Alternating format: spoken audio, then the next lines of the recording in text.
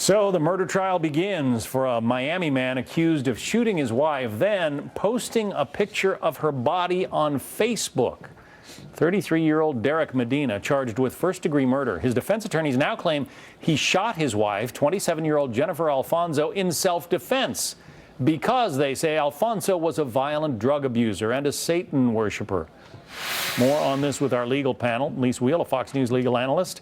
Dan Schorr, a former prosecutor.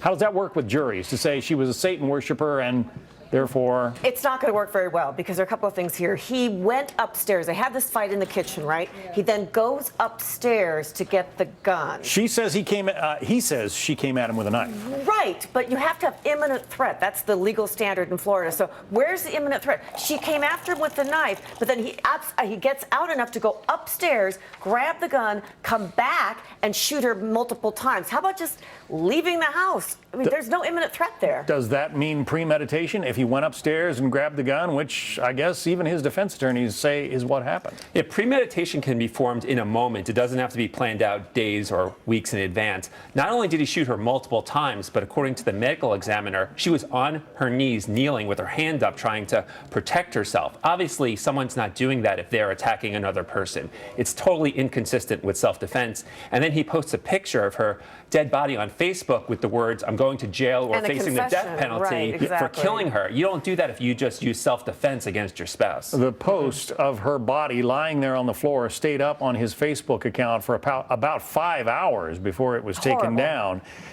He didn't call the police either. Exactly. He went to Facebook and puts this post out there before which minimizes what he had just done. Again, if you are a battered spouse, which is what he's claiming, you don't put the picture of your dead spouse that you just killed because you were in fear of your own life on Facebook. You call the police. You do something. You run out of the house. You do something. You don't make fun of it, basically, by putting it on Facebook. But he says that she was abusive, that she controlled the relationship, and that he was essentially a battered and abused spouse.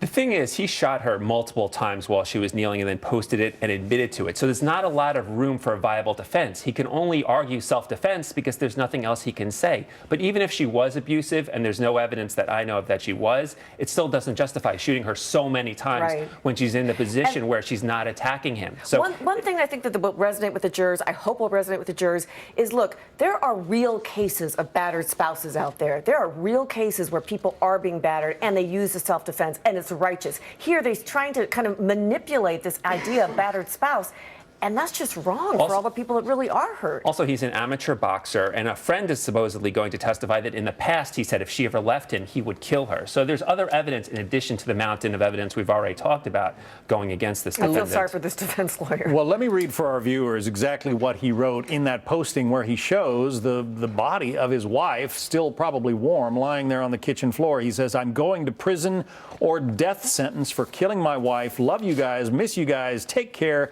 Facebook people, you'll see me in the news." Now, he doesn't say anything in there about she was threatening me, she had a knife, I was scared. Right. And his own words could come back to haunt him, couldn't they, Dan? Absolutely. And it's completely inconsistent with someone who just had to defend themselves and use lethal force against a spouse. You just don't react like that after the killing by going to Facebook. Right. And the fact that he wants to be on the news, I don't like that either.